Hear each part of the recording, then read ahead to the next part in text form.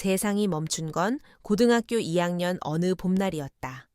창문 너머로 햇살이 스며들고 운동장에선 미약한 바람이 분다. 교실 안에는 친구들의 웃음소리.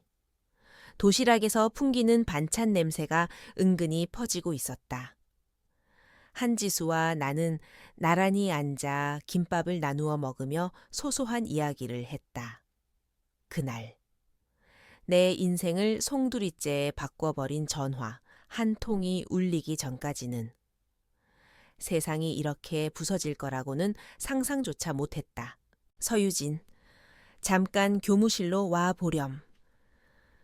담임 선생님의 목소리가 스피커를 타고 울렸다. 순간 가슴이 철렁 내려앉았다. 이유를 알 수 없는 불안이 발끝부터 차오른다. 나는 천천히 자리에서 일어나 교무실로 향했다. 문을 열자 교감 선생님과 낯선 중년 남자가 나를 바라보고 있었다. 그의 얼굴은 잔뜩 굳어 있었다. 그리고 그 입에서 나온 단 한마디 유진아, 부모님이 교통사고로. 그 뒤로의 기억은 흐릿했다. 차가운 병원 복도. 형광등 불빛이 눈부셨다. 하얀 천으로 덮인 두 개의 몸. 장례식장의 향 냄새와 울음소리. 그리고 끝없는 절. 집으로 돌아왔을 땐 냉장고 속에는 여전히 엄마가 담가둔 반찬들이 남아 있었다. 밥상 위에는 아빠가 아침에 읽던 신문이 그대로 펼쳐져 있었다. 모든 게 제자리에 있는데 그 모든 것들이 이제는 아무 의미가 없었다. 텅 빈 집, 그곳에 혼자 남겨졌을 때 세상이 얼마나 조용할 수 있는지 처음 알았다. 시계 초침 소리가 귀를 찔렀다. 밤이 오면 어둠이 집안 구석구석을 삼켰다. 이불을 덮고 누워도 눈물이 멈추질 않았다. 며칠 후 친척들이 하나둘 모였다. 그들의 입에서는 똑같은 말이 흘러나왔다. 유진이는 시골 외할머니 댁으로 보내야지. 부산에서 혼자 살긴 힘들어. 나는 말없이 고개를 끄덕였다. 사실 엄마 아빠가 없는 집에서 살아간다는 건 상상조차 할 수 없었다. 하지만 내 마음 한구석에서는 자꾸만 이 도시의 냄새를 놓기 싫었다. 매일 걷던 골목길, 학교 친구들, 그리고 무엇보다도 그때였다. 식탁 앞에서 들려온 목소리. 엄마, 아빠, 유진이 우리 집에서 같이 살면 안 돼. 한지수의 목소리였다. 갑작스럽고도 염치 없는 청이었을지도 모른다. 하지만 지수의 부모님은 잠시 침묵한 뒤 서로를 바라보며 고개를 끄덕였다. 그래, 혼자 두기엔 너무 안 됐다. 우리 집 넓고 오빠도 군대 갔으니 방도 남잖아. 그렇게 나는 어느 날 갑자기 그 집에 둘째 딸이 되었다. 처음엔 너무 낯설었다. 내가 밥을 어디까지 먹어야 하는지, 불은 언제 꺼야 하는지, 웃을 땐 어떻게 웃어야 덜 미안할지. 그 집의 엄마는 늘 따뜻했다. 유진아, 힘든 건 말해. 여긴 네 집이야? 그 말이 왜 그렇게 낯설게 느껴졌는지 모른다. 하지만 조금씩 그 말에 기대고 싶어졌다. 그리고 그 집의 아빠, 최도연 아저씨. 그는 무뚝뚝했지만 이상하리만큼 다정했다. 지수와 내가 함께 잘못했을 때도 그는 이렇게 말했다. 둘 다 잘못했잖아. 같이 혼나야지. 그 말이 이상하게 따뜻했다. 밤마다 숙제를 하다가 지쳐 책상에 엎드리면 누군가 조심스레 담요를 덮어주었다. 돌아보면 늘 도연 아저씨였다. 공부하다가 자면 감기 걸린다. 투박한 말투지만 그 말이 그렇게 큰 위로가 될 줄은 몰랐다. 그 집에서의 2년, 나는 울지 않았다. 아니, 울 틈이 없었다. 아저씨와 아주머니는 나를 친딸처럼 감싸주었고, 지수는 언니처럼 내 곁을 지켜주었다. 그 따뜻한 사랑 덕분에 나는 다시 웃을 수 있었다. 그리고 나는 마음속으로 다짐했다. 언젠가 꼭 보답하겠다. 이 집에 받은 모든 것을. 그렇게 시간이 흘러 어느덧 나는 20살이 되었고, 더 이상 그 집에 얹혀 살 수 없다는 생각에 기숙사로 옮겼다. 하지만 그날의 다짐은 사라지지 않았다. 나는 밤마다 이불을 덮고 조용히 기도했다. 도연 아저씨, 아주머니, 내가 꼭 잘 돼서 두 분께 받은 사랑 다 갚을게요. 그 후로 나는 미친 듯이 공부했다. 친구들이 캠퍼스에서 연애를 하고 카페에서 수다를 떨 때, 나는 도서관 한 구석에 앉아 책을 파고들었다. 첫 직장은 작은 중소기업이었다. 야근을 밥 먹듯 했고, 주말에도 회사에서 보냈다.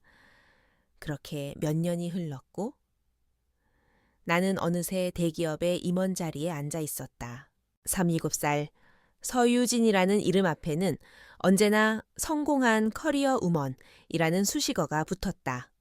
화려한 스펙, 고급 오피스텔, 회사 전용 차량. 남들이 부러워할 만한 것들은 다 가졌지만 마음 한구석은 늘 허전했다. 그 허전함이 뭔지 알 것 같았다. 그 집, 그 사람들, 아니, 그 사람, 도현 아저씨, 아니, 이제는 아저씨라는 말조차 어색할 만큼 시간이 흘렀다.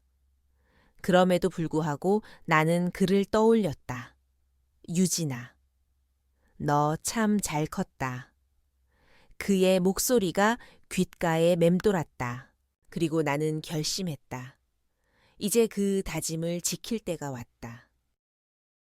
퇴근길, 평소 같으면 회사 와인바에서 동료들과 한잔하고 끝났을 밤.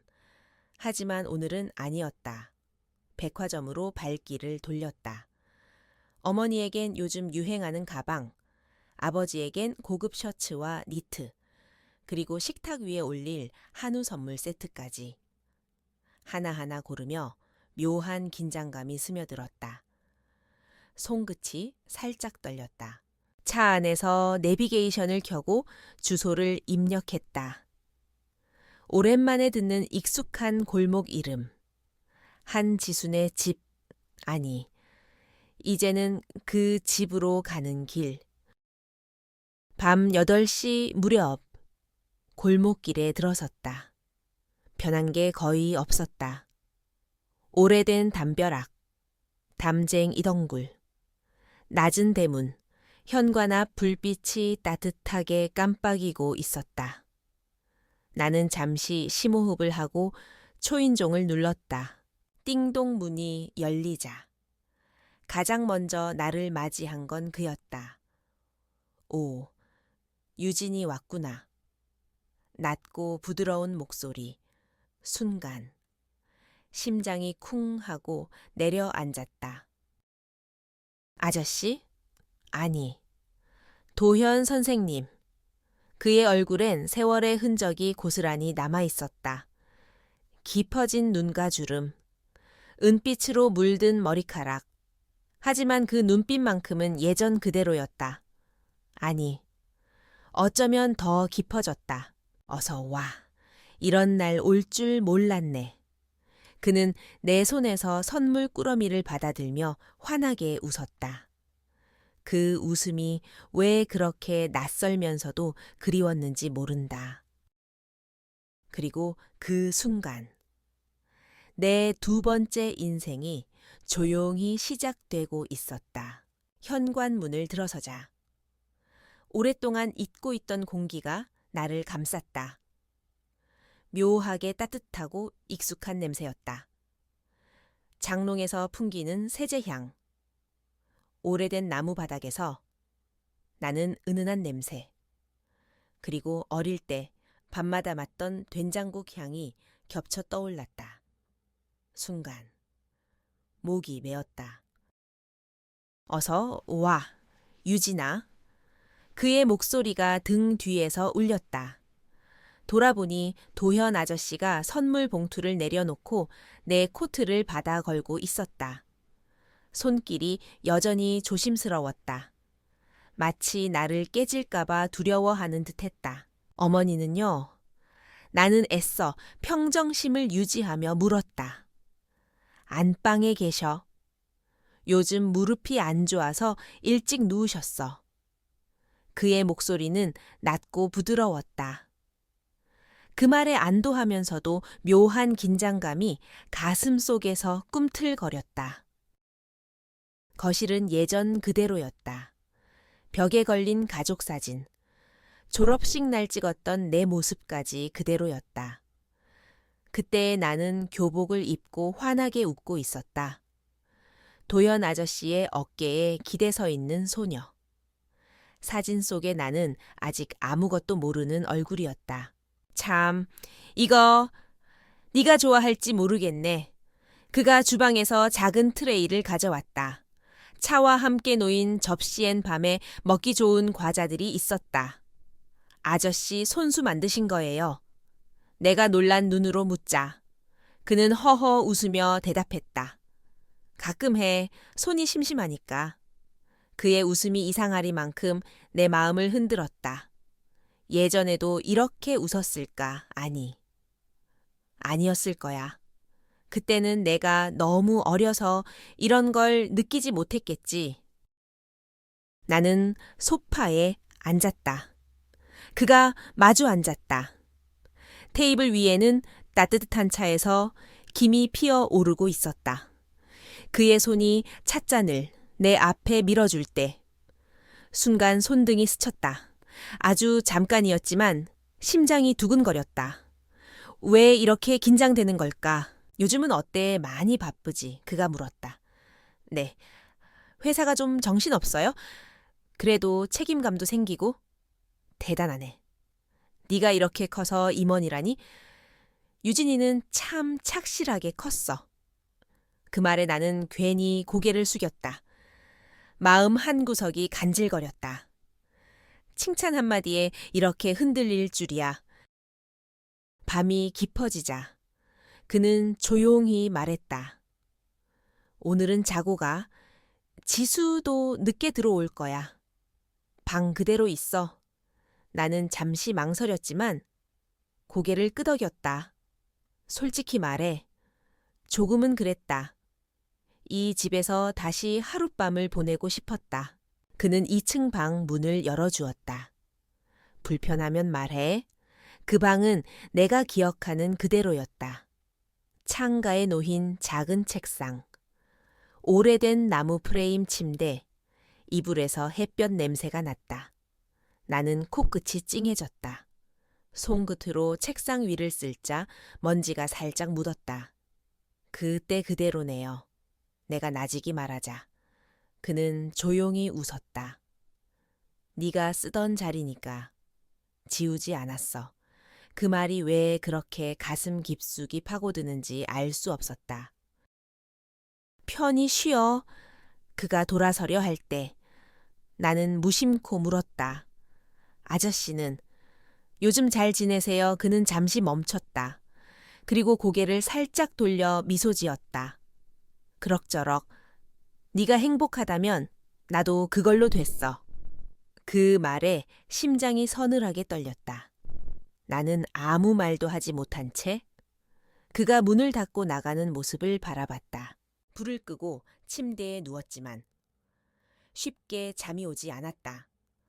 창밖에서는 바람이 부딪히는 소리가 들렸고 멀리서 고양이 울음이 희미하게 퍼졌다.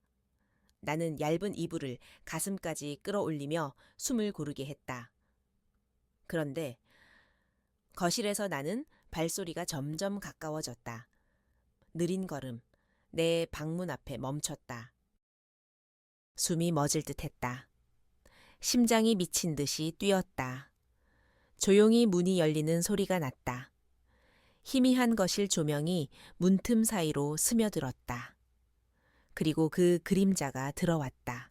잔이 낮고 조심스러운 목소리. 최도현이었다. 나는 대답하지 않았다. 눈을 감은 채 숨을 죽였다. 그는 몇 걸음 다가왔다. 내 얼굴 가까이서 그의 숨결이 느껴졌다. 미안하다. 유진아. 그가 조용히 말했다. 무슨 뜻일까? 왜 미안하다는 걸까? 나는 도무지 알 수 없었다. 하지만 그 말에 나는 천천히 눈을 떴다. 그와 눈이 마주쳤다. 그 순간 무언가가 무너졌다. 혼자 간직했던 벽. 감사와 존경이라는 이름으로 쌓아 올린 감정들이 조용히 금이 가기 시작했다. 그는 아무것도 하지 않았다. 그저 나를 바라보다가 조용히 몸을 돌려 문을 닫고 나갔다. 나는 이불을 꼭 끌어안았다. 하지만 그 침묵이 오히려 말보다 더 많은 것을 전하고 있었다. 다음 날 아침, 부엌에는 된장국 냄새가 은은히 퍼졌다. 나는 부스스한 머리로 내려왔다. 그가 식탁에 앉아 있었다. 평소처럼 덤덤한 표정으로 밥상을 차리고 있었다. 일찍 일어났네? 네, 잠이 잘 안 와서요. 우리는 말없이 마주 앉았다. 숟가락이 그릇에 부딪히는 소리만이 침묵을 메웠다. 가끔씩 스치는 눈빛, 그리고 그 눈빛을 모른 척하는 서로. 그때 나는 알았다. 이제 예전으로는 돌아갈 수 없다는 걸. 그리고 그날 이후 내 마음은 조용히 흔들리기 시작했다. 아침의 공기는 이상하리만큼 차가웠다. 집을 나서는 그의 뒷모습을 창가에서 바라보았다. 평소처럼 말없이 신발을 신고 조용히 현관문을 닫는 모습. 그런데 어쩐지 그 발걸음이 예전과는 달라 보였다. 느린 듯, 무거운 듯. 나는 그 자리에 서서 한참을 움직이지 못했다. 손끝이 서늘하게 떨렸다. 왜 이렇게 가슴이 복잡한 걸까, 어젯밤. 그 문틈 사이로 스며들던 그림자. 조용히 내 이름을 부르던 목소리. 그리고 미안하다는 그 한마디. 도무지 의미를 알 수 없었지만 그 말이 머릿속에서 떠나지 않았다. 회사로 돌아온 나는 업무에 몰두하려 애썼다. 회의, 보고서, 전화, 쉴 틈 없이 돌아가는 시계반을 소리 속에서 머릿속은 계속 같은 얼굴로 채워졌다. 최도현, 아저씨, 아니, 도연 선생님. 이제는 그를 그렇게만 부를 수는 없을 것 같아졌다. 그가 남긴 눈빛이 내 마음을 흔들어 놓았다. 점심시간. 창밖으로 햇살이 번졌다. 도시 한가운데서도 이상하리만큼 조용한 순간 휴대폰이 울렸다. 화면에 뜬 이름. 최도현. 심장이 멎는 것 같았다. 나는 손끝으로 화면을 터치했다. 네. 아저씨, 회사 앞인데.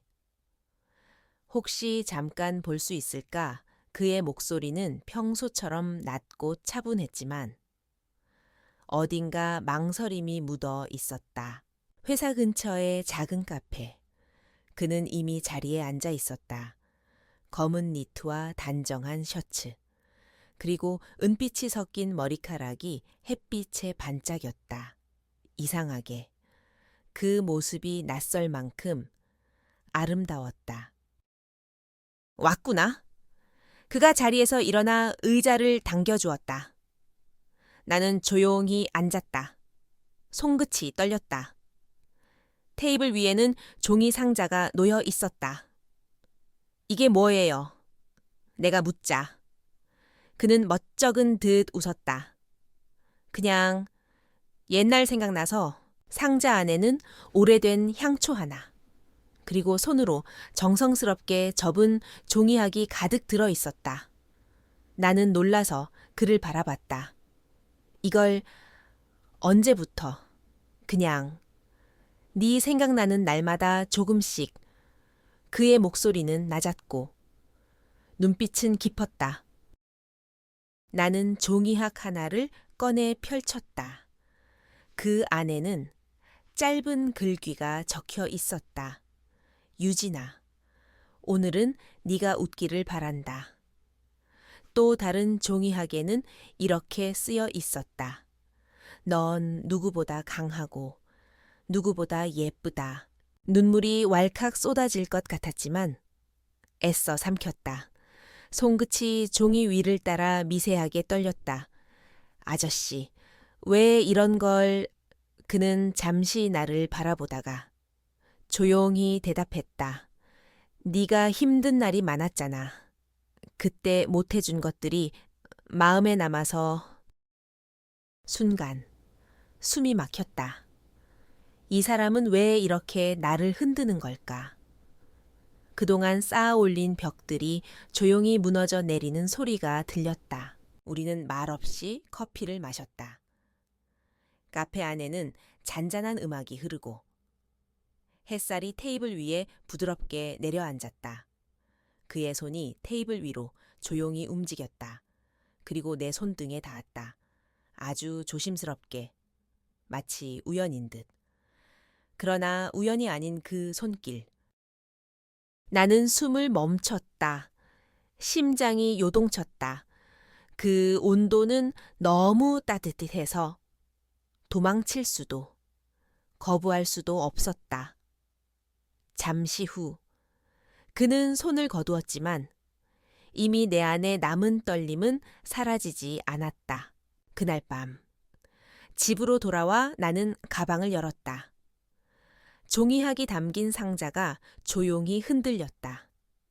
향초에서 퍼지는 은은한 냄새가 방 안을 채웠다. 나는 바닥에 앉아 종이학을 하나하나 펼쳤다. 유진아, 넌 혼자가 아니야. 짧은 문장들이 내 가슴을 쿡쿡 찔렀다. 눈물이 뺨을 타고 흘렀다. 거실불을 끄고 소파에 앉았다.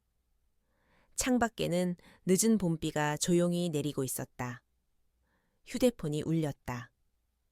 메시지 하나. 잘 들어갔니? 혹시 잠깐 산책할래? 집 근처야. 나는 심장이 터질 듯 뛰는 소리를 들으며 천천히 답장을 보냈다. 네, 나갈게요. 아파트 단지를 걷는 길. 빗소리가 잔잔하게 발끝을 감쌌다. 우리는 말없이 걷고 있었다. 당별한 대화는 없었다. 하지만 그 침묵 속에서 이상하게 모든 게 다 전해지는 것 같았다.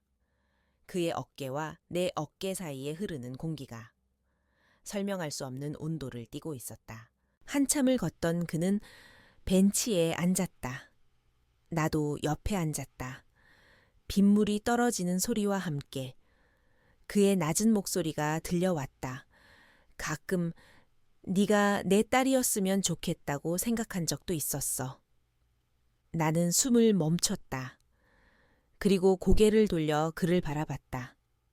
그런데 지금은 그게 아니라서 다행이라는 생각이 들어. 왜요?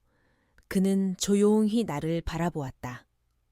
그리고 아주 천천히 오래 묵힌 듯한 목소리로 말했다.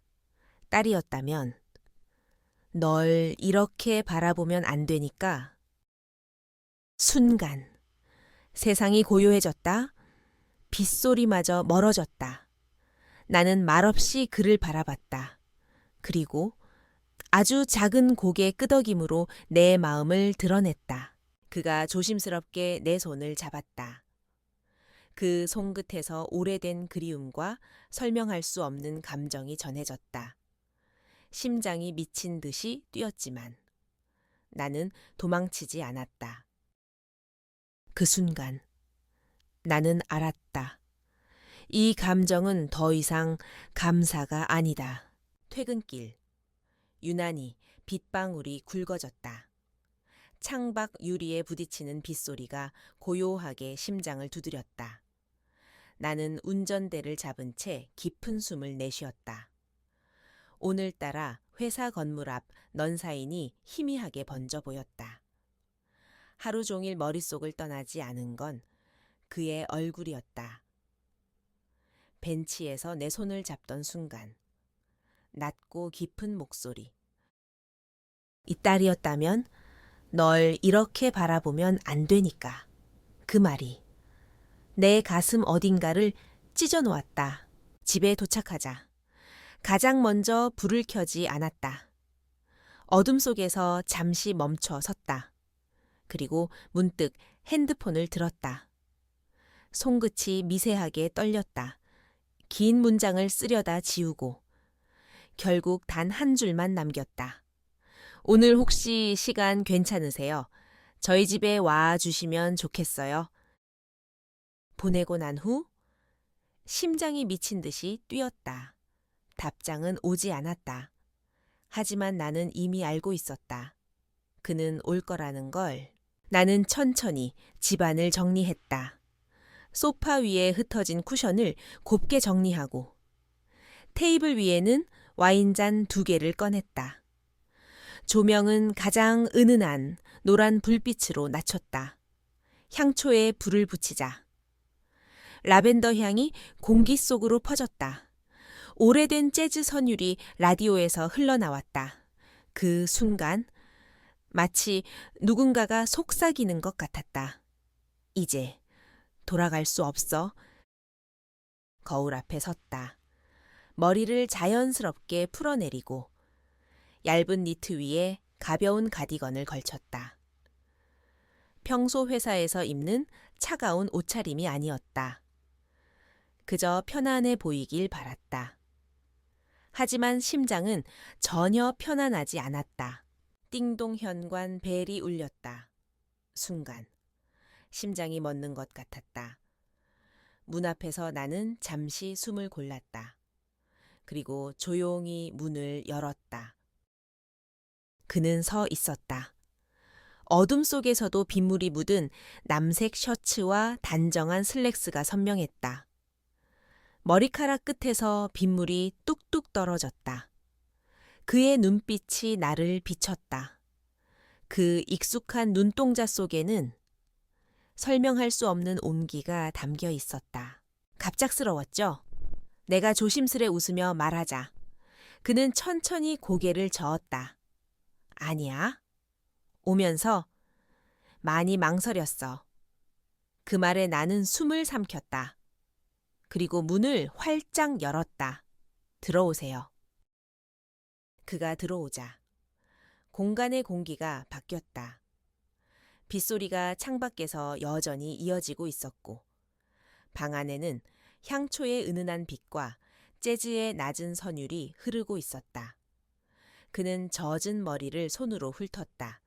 나는 재빨리 수건을 가져와 건넸다. 감기 걸려요. 그가 가볍게 웃으며 수건을 받았다. 여전히 세심하네. 그 웃음 하나에 나는 왜 이렇게 숨이 가빠지는 걸까? 부엌에서 와인을 따르며 손이 떨려 잔에 와인이 넘칠 뻔했다. 와인 괜찮으시죠? 응, 좋아. 소파에 나란히 앉았다. 잔을 부딪히는 소리가 낮게 울렸다. 오늘 왜 나를 부른 거야? 그의 질문이 조용히 공기를 흔들었다. 나는 고개를 숙였다. 시선이 와인잔에 닿았다. 그냥 보고 싶었어요. 그 말에. 그는 아무 말도 하지 않았다. 대신 와인잔을 내려놓고 내 손 위에 조심스럽게 손을 얹었다. 순간 세상의 소리가 멎는 것 같았다. 빗소리도, 음악도, 심지어 내 숨소리마저. 그의 손이 내 손을 덮는 그 순간 나는 더 이상 혼자가 아니었다. 우리는 말없이 앉아 있었다. 재즈가 흘렀다. 그리고 그는 아주 천천히 내 쪽으로 몸을 기울였다. 나는 도망치지 않았다. 눈을 감았다. 그의 입술이 내 이마에 살며시 닿았다. 그 다음 내 볼, 그리고 아주 조심스럽게 내 입술 위에 겹쳐졌다. 너무 조용해서 세상의 모든 소음이 사라진 것 같았다. 그 순간 시간은 멈췄다. 그는 서두르지 않았다. 나는 그의 품에 안겼다. 그의 손끝이 내 등을 감싸 안았고 우리는 서로의 숨결을 느끼며 가만히 앉아 있었다. 욕망도 불안도 없었다. 그저 오래 참아온 그리움과 따뜻함이 서로에게 스며들었다. 얼마나 시간이 흘렀을까? 불 꺼진 거실. 향초의 불빛이 마지막까지 타올랐다. 그는 내 어깨에 머리를 기댄 채 조용히 속삭였다. 혹시라도. 내가 부담스럽진 않니? 나는 고개를 저었다. 아니요. 지금 이 순간 그냥 사람으로서 너무 고마워요. 따뜻해서. 그 말에 그는 미소 지었다. 그리고 다시 내 이마에 입을 맞췄다. 그날 밤 우리는 아무 말도 하지 않았다. 하지만 그 침묵이 모든 걸 말해주고 있었다. 아침이 밝았다. 창밖에서 빗소리가 멈춘 지 오래였지만 내 가슴은 여전히 전날의 떨림 속에 머물러 있었다. 거실 소파, 향초의 잔향, 그의 낮고 조심스러운 목소리, 그리고 그 순간 내 이마에 닿았던 입술. 나는 욕실 거울 앞에 서서 한참을 나를 바라봤다. 어제와 똑같은 얼굴인데 뭔가 달라 보였다. 아니, 나 스스로가 달라진 걸까? 37년 동안 한 번도 느껴본 적 없는 감정이 내 안에서 조용히 숨 쉬고 있었다. 회사로 향하는 길. 휴대폰이 진동했다. 화면에 뜬 익숙한 이름. 잘 잤니? 짧은 4글자. 그런데 그 4글자가 내 하루를 환하게 밝혔다. 나는 최대한 담담하게 답장을 보냈다. 네, 아저씨는요.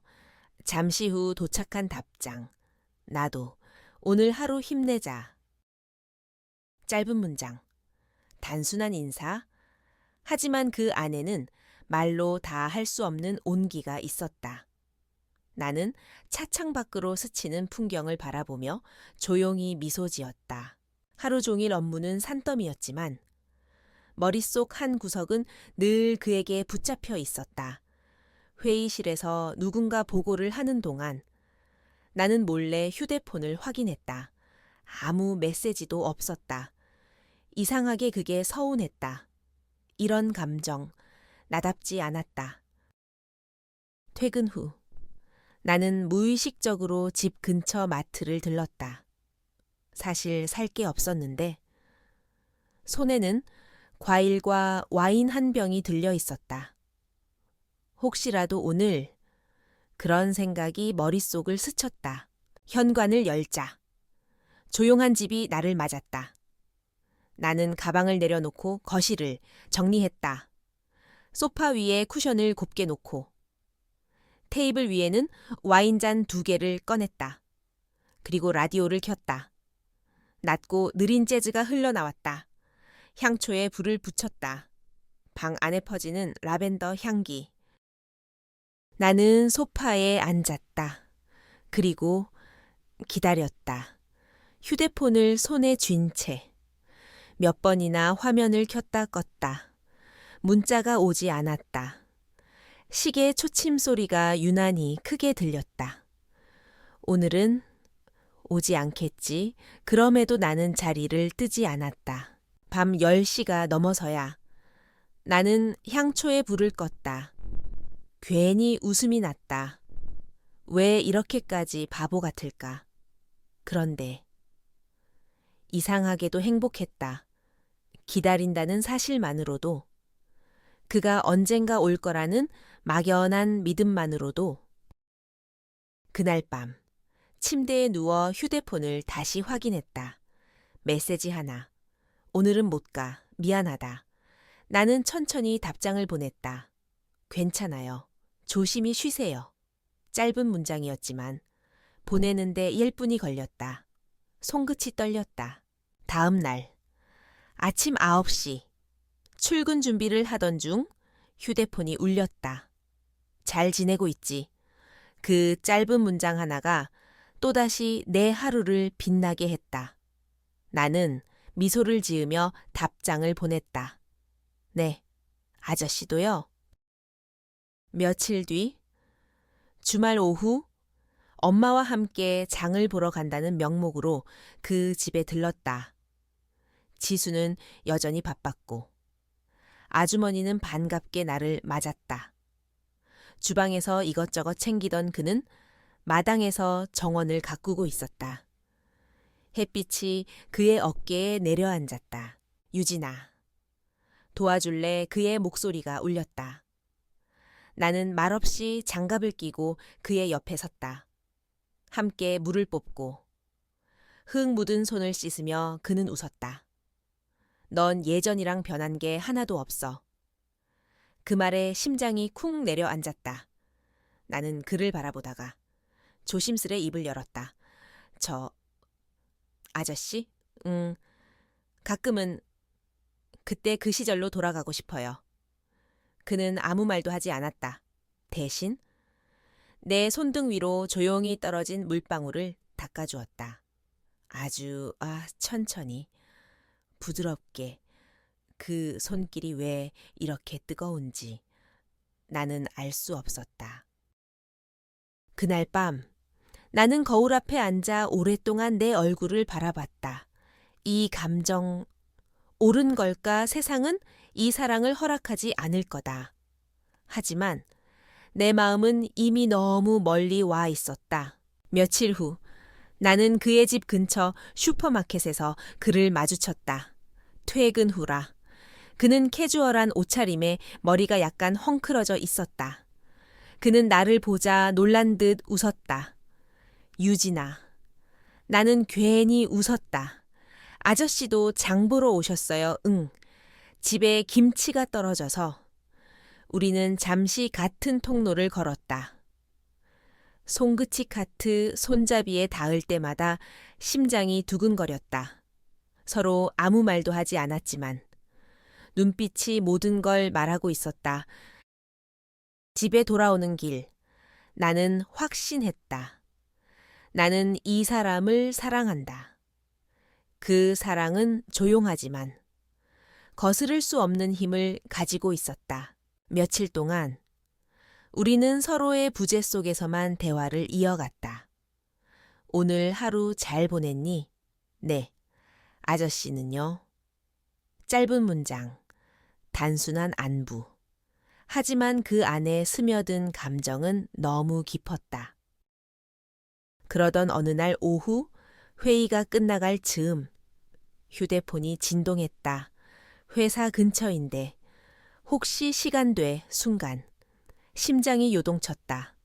나는 빠르게 답장을 쳤다. 네, 30분 후에 뵐게요. 카페 한 구석, 그는 예전처럼 단정했다. 셔츠 소매를 걷어 올린 팔, 손목에 감긴 오래된 시계. 그런데 오늘따라 그 모습이 이상하게 낯설게 느껴졌다. 아니, 낯설 만큼 설렜다. 왔구나. 그의 목소리는 낮고 따뜻했다. 나는 조심스레 마주 앉았다. 눈을 마주치기가 쉽지 않았다. 요즘 잘 지내? 그 질문에 나는 웃으며 고개를 끄덕였다. 네, 아저씨는요 나야. 뭐, 네 소식 들으면 잘 사는 것 같지. 짧은 대화. 그러나 그 침묵이 오히려 우리 사이의 온도를 높였다. 커피를 마시며. 그는 잠시 창밖을 바라보다가 조용히 입을 열었다. 유진아. 네, 가끔 생각해. 우리가 이렇게 지내도 될까? 그 한마디에 나는 숨을 멈췄다. 차가운 유리잔을 꼭 쥔 손끝이 떨렸다. 왜요? 내가 너무 늙어서 널 힘들게 하는 건 아닐까 해서 나는 고개를 저었다. 아니에요. 오히려 아저씨 덕분에 살아있는 기분이에요. 그 말에. 그의 눈빛이 깊어졌다. 카페를 나서자. 빗방울이 떨어지기 시작했다. 봄비는 아니었지만 차가운 공기 속에 빗소리가 낮게 깔렸다. 집까지 데려다 줄게. 그가 말했다. 나는 고개를 끄덕였다.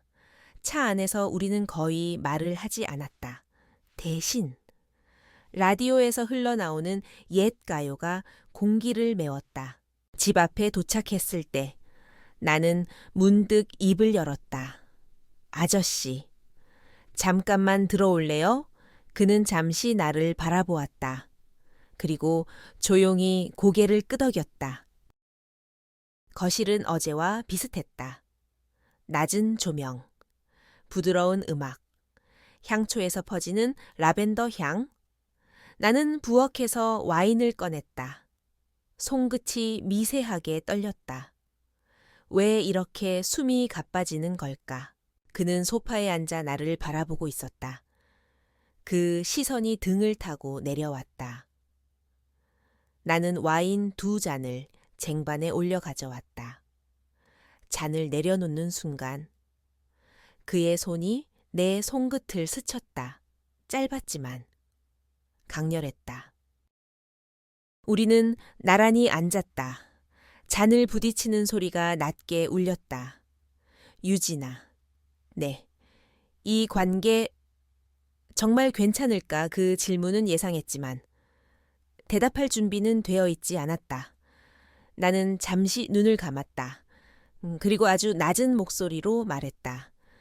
괜찮고 말고를 이제는 잘 모르겠어요. 다만 저는 아저씨가 좋으니까 그 순간 그의 숨이 깊어졌다. 나는 고개를 들었다. 그의 눈빛은 흔들리고 있었다. 그는 조심스럽게 내 손을 잡았다. 그 손길에서 오래된 그리움이 느껴졌다. 나는 도망치지 않았다. 대신 그의 어깨에 기대었다. 빗소리가 창밖에서 낮게 울리고 있었다. 음악이 잔잔히 흐르고 향초의 불빛이 그림자를 만들었다. 유진아, 그가 내 이름을 불렀다. 나는 눈을 감았다. 그의 손끝이 내 뺨을 스쳤다. 그리고 아주 천천히 내 입술 위에 닿았다. 첫날보다 조금 더 깊고 조금 더 절실하게, 그러나 여전히 조심스러웠다. 시간이 얼마나 흘렀는지 모른다. 우리는 말없이 앉아 있었다. 그는 나를 꼭 안았다. 그 품은 따뜻했고 나는 그 온기에 녹아들었다. 세상 모든 소리가 멀어지고 오직 그의 심장 소리만이 내 귀에 남았다. 그날 밤 그는 오래 머물지 않았다. 현관문 앞에서 나를 바라보며 조용히 말했다. 혹시라도 힘들면 말해. 언제든. 나는 고개를 끄덕였다. 문이 닫히고 나는 그 자리에 서서 한참을 움직이지 못했다. 침대에 누워 천장을 바라봤다. 이 사랑. 어디로 가게 될까 두려움보다 강한 건 그를 향한 그리움이었다. 주말 오후 나는 준비한 선물을 들고 그 집을 향했다. 오늘은 지수 엄마의 생신이었다.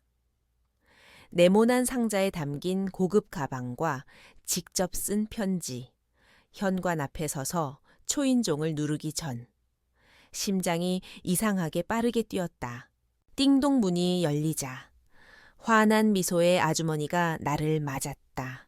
어머, 유진아 어떻게 이렇게 고운 얼굴로 왔어 아이고. 또 선물까지. 나는 웃으며 말했다. 엄마가 해준 밥 먹으러 왔죠. 그 말에 아주머니는 눈가를 찡긋하며 내 손을 꼭 잡았다. 그 순간 거실 쪽에서 들려오는 낮은 목소리. 왔구나. 고개를 돌리자 그가 서 있었다. 최도현. 단정한 셔츠에 부드러운 카디건을 걸친 모습. 평범한 차림인데도 내 시선은 자꾸 그에게 붙잡혔다. 우리는 짧게 눈을 마주쳤다. 단 몇 초. 그러나 그 몇 초가 온몸을 흔들었다. 식탁 위에는 정성껏 차린 음식이 가득했다. 따뜻한 미역국 냄새가 부엌을 채웠고 접시에 담긴 잡채가 은은한 빛을 내고 있었다. 나는 아주머니 옆에 앉았고 그는 맞은편에 앉았다. 서로의 시선을 피하려 애썼지만 가끔 부딪히는 눈빛은 숨길 수 없었다. 그때마다 심장이 요동쳤다. 유진아, 네가 와서 더 든든하다. 아주머니의 말에 나는 웃으며 고개를 끄덕였다. 하지만 웃는 얼굴 뒤로 내 안은 혼란스러웠다. 이 자리에서 나는 그저 옛 제자, 딸 같은 존재여야 하는데 왜 이렇게 힘든 거지? 식사가 끝난 후 설거지를 도우려고 부엌으로 갔다. 아주머니는 잠시 안방으로 들어가셨고 그가 조용히 내 옆에 섰다. 두 손이 같은 그릇을 향해 스쳤다. 순간 손끝이 닿았다. 아주 짧은 접촉. 그러나 그 떨림은 전율에 가까웠다. 나는 숨을 삼켰고 그 역시 아무 말 없이 고개를 숙였다. 그 작은 부엌이 숨 막힐 만큼 좁아졌다. 유진아. 그의 낮은 목소리가 귓가에 닿았다. 나는 대답하지 못했다. 대신 그릇을 씻는 척하며 떨리는 손을 감췄다. 밤이 깊어지자 아주머니가 말했다. 유진아. 늦었는데 오늘 자고 가. 나는 거절할 이유가 없었다. 아니, 어쩌면 마음속 깊은 곳에서 기다리고 있었는지도 모른다. 네, 그럴게요. 그 말에 도연의 시선이 내 쪽으로 잠깐 스쳤다. 짧지만 확실히 느껴졌다. 방 안은 예전 그대로였다. 작은 창문, 나무 프레임의 침대, 오래된 책상. 나는 이불을 펴며 깊은 숨을 내쉬었다. 왜 이렇게 심장이 빠르게 뛰는 거지? 불을 끄고 누웠지만 잠은 오지 않았다. 그날 오후 부엌에서 스친 손길, 식탁 너머의 시선, 그리고 그와 나 사이에 흐르던 침묵이 떠올랐다. 현관에서 들려오는 낮은 소리, 신발을 정리하는 듯한 소리, 그리고 계단을 오르는 발자국. 나는 숨을 멈췄다. 발걸음이 내 방 앞에 멈췄다. 조용히, 너무도 조용히. 문고리가 돌아가는 소리는 들리지 않았다. 대신 문틈 사이로 희미한 그림자가 드리워졌다. 몇 초가 몇 분처럼 길게 느껴졌다. 그러다 발소리가 멀어졌다. 나는 천천히 숨을 내쉬었다. 그런데 이상하게 눈가가 뜨겁게 젖었다. 왜 이렇게 목마른 걸까? 다음 날 아침, 집안은 평소처럼 고요했다. 하지만 우리 둘만 아는 공기 속에 긴장감이 떠다녔다. 식탁에 마주 앉았을 때. 나는 그를 보지 않으려 애썼다. 그러나 한순간 그의 손이 물컵을 건네며 내 손끝을 스쳤다. 그 작은 온기에 심장이 요동쳤다. 그날 밤 나는 다시 혼자였다. 그러나 머릿속은 그로 가득했다. 휴대폰 화면을 켰다 껐다. 결국 짧은 문장 하나를 보냈다. 잘 들어가셨어요. 답장은 금세 왔다. 응, 나는 잠시 망설이다가 한 줄을 더 썼다. 오늘 많이 흔들렸어요. 몇 분 후 그의 답장이 도착했다. 나도 그 두 글자가 내 심장을 무너뜨렸다. 며칠 후 다시 그를 만났다. 이번에는 그의 집 근처 작은 공원에서였다. 아무 말도 하지 않은 채 우리는 벤치에 나란히 앉았다. 겨울 끝자락에 바람이 불었지만 그의 옆에 있는 것만으로 따뜻했다. 유진아. 그가 조용히 내 이름을 불렀다. 나는 천천히 고개를 돌렸다. 이렇게 계속 만나도 될까? 나는 대답하지 못했다. 대신 그의 손을 꼭 잡았다. 말보다 강한 대답이었다. 그날 밤, 우리는 다시 같은 공간에 있었다. 라디오에서 잔잔한 음악이 흐르고 향초의 불빛이 벽에 그림자를 만들었다. 그의 품에 안긴 채 나는 눈을 감았다. 그 온기는 두려움보다 강했고 그 떨림은 외로움보다 깊었다. 그의 목소리가 귓가에 스쳤다. 유진아. 혹시 후회하게 될까 나는 고개를 저었다. 아니요. 지금 이 순간 후회하지 않아요. 그 말에. 그의 품이 조금 더 단단해졌다. 그리고 우리는 조용히 입술을 맞췄다. 천천히. 오래. 마치 시간이 멈춘 듯이. 그날 새벽. 창밖에는 희미한 빛이 번지고 있었다. 나는 그의 어깨에 기대앉아 창밖을 바라보았다. 그리고 속으로 중얼거렸다. 이제 돌아갈 수 없어. 새벽의 공기는 유난히 차가웠다. 창밖에는 아직도 빗방울이 남아 유리창을 타고 흘러내리고 있었다. 나는 소파에 앉아 있었다. 옆에는 그가 있었다. 그의 셔츠는 조금 구겨져 있었고 머리칼엔 아직 내 손길이 남아있는 듯 보였다. 우리는 아무 말도 하지 않았다. 그저 서로의 숨결만이 조용히 섞이고 있었다. 하지만 그 침묵은 편안함과 동시에 무거웠다. 이제 우리는 어디로 가야 하지? 내 마음속에서 같은 질문이 반복됐다. 유진아, 그의 낮은 목소리가 정적을 깼다. 나는 고개를 들었다. 그의 눈빛은 깊고 조심스러웠다. 혹시 무섭지 않아? 나는 잠시 숨을 골랐다. 그리고 솔직하게 대답했다. 네, 무서워요? 하지만 그만큼 행복해요. 그 말에 그의 눈가가 미세하게 흔들렸다. 그는 나의 손을 잡았다. 그 손길은 여전히 따뜻했지만 그 안에는 설명할 수 없는 떨림이 담겨 있었다. 며칠 후, 우리는 다시 각자의 일상으로 돌아갔다. 그러나 마음은 전혀 평범하지 않았다. 출근길 지하철 안에서, 회의 도중에도 나는 그의 이름 3글자에 갇혀 있었다. 휴대폰이 진동할 때마다 심장이 뛰었다. 잘 지내고 있지. 짧은 문장 하나로 시작된 대화는 언제나 조심스러웠다. 우리는 긴 문장을 쓰지 않았다. 그러나 그 안에 담긴 온기는 말보다 진했다.